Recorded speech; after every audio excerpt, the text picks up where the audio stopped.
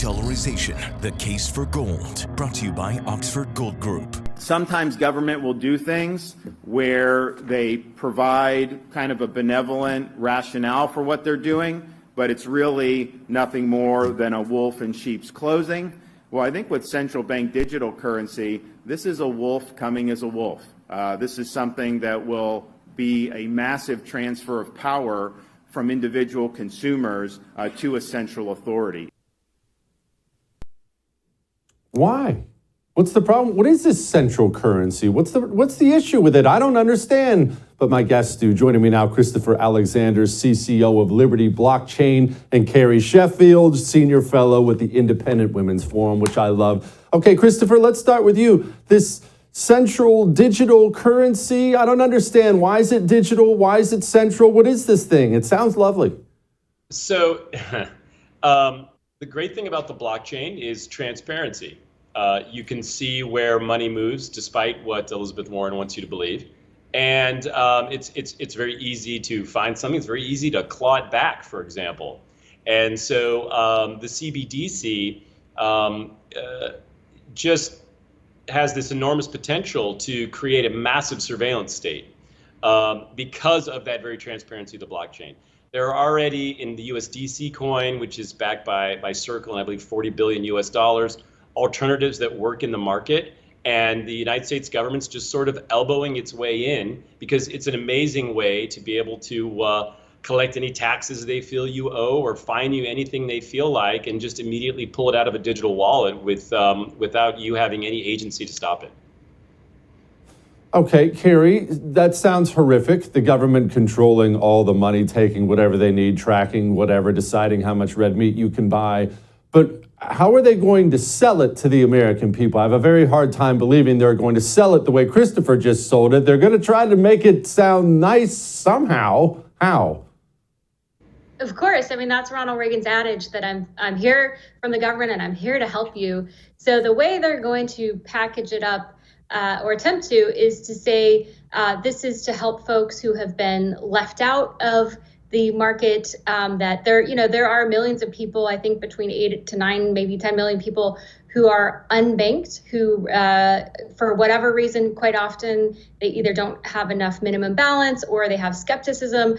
They don't participate in the banking system. And so, and they tend to be poor people. They tend to be disproportionately people of color. So their argument, from the socialist standpoint is to say, well, we want to get these vulnerable people into the banking system. And of course, the solution is more government. So that's the nose in the camel's tent as how they want to approach it. And we're already starting to see that when it comes to the way that the federal government and some state governments have been trying to go after alternatives when it comes to things like, they call them payday loans to be derogatory about it, but they're called installment loans.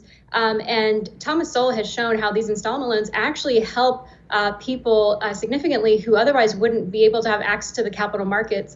The federal government wants to shut down private capital markets like installment lending, and they want to supplant it with these types of, basically government-run checking and saving and financial accounts. And I will say one last thing. Avik Roy, who, he does great work at the Foundation for the Economic and Research on Equal Opportunity. He's looked at, this isn't happening in a vacuum in terms of the carbon copy that the U.S. is trying to copy. China's already doing this. They have it. It's called the ECNY. It enables the government to directly send money and take money from people who they favor and disfavor. So it's chilling that the U.S. government is styling itself after the CCP banking system. Oh, what a shock. Christopher, what's the deal? What's the difference between something like blockchain and all this stuff? Because people, especially older people, my dad doesn't know what blockchain means. He has no idea what that word means. He thinks it's a chain that holds the dog in the yard. What is blockchain? Sure. So simply put, blockchain is a new form of internet.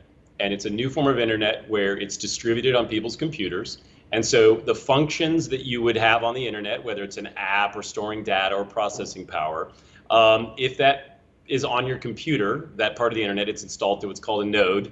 not to get more technical, you get a reward for your computer being used. So think of blockchain simply this way. If you can timeshare your home, you can timeshare your computer, and you get a reward. In this case, a block is formed on the blockchain, and you get a digital reward. Depending on what it is, that's Bitcoin or Ethereum or what have you. You can then move that money around through exchanges. So think of Web 1, you broadcast to everyone. Web 2, you could talk to each other, but the price was your personal data. The idea is to build Web 3 through the blockchain where everything's encrypted, it's transparent, but you own your data and it's protected.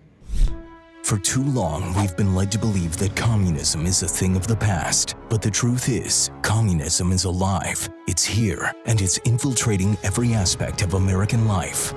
Introducing the Anti-Communist Manifesto by Jesse Kelly, the practical guide for patriots ready to defend our nation from its most dangerous enemy. Discover the shocking extent of communist infiltration in our education system, their alliance with American corporations, and the twisted truth behind environmentalism.